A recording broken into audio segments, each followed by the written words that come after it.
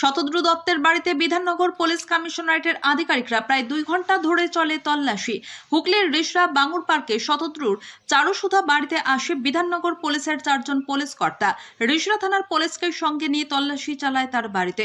শতদ্রু বাড়ি থেকে বেরিয়ে তারা যান রিষড়া থানায়। সেখানে বেশ কিছুক্ষণ থাকার পর তারা কলকাতার উদ্দেশ্যে রওনা দেয় পুলিশ। যদিও তদন্তের স্বার্থে পুলিশ এখনই কিছু বলতে চায়নি। এদিকে শতদ্রুর পরিবারও এই নিয়ে মুখ খুলতে নারাজ। উল্লেখ্য, গত 13 ডিসেম্বর যুবভারতী স্টেডিয়ামে মেসিকে দেখতে না পেয়ে বিক্ষোভে ফেটে পড়ে দর্শকেরা। ভাঙচুর চালানো হয় স্টেডিয়ামে। এরপরই মূল উদ্যোক্তা শতদ্রু দত্তকে এয়ারপোর্ট থেকে গ্রেপ্তার করে বিধাননগর থানার পুলিশ। তাকে আদালতে তোলা হলে 14 দিনের পুলিশি হেফাজতের নির্দেশ দেয় আদালত। সেই ঘটনার তদন্তে আজ রিষড়ার শতদ্রুর বাড়িতে আসে বিধাননগর থানার পুলিশ।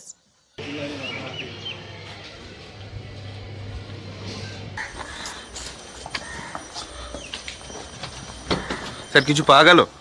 স্যার তদন্তের বিষয় আছে, এখন বলতে পারছি না। কে ছিল বাড়িতে, কে ছিল, কিছু পাওয়া গেল? এখন কিছু বলতে পারছি না, পুরোটাই তদন্তের বিষয়।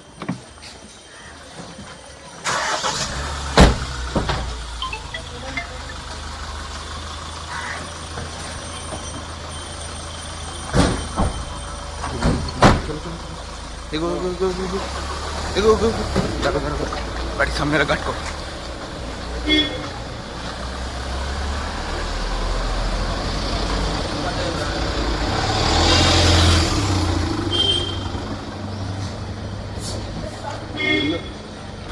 তদন্তের বিষয় আছে, কিছু বলতে পারছি না।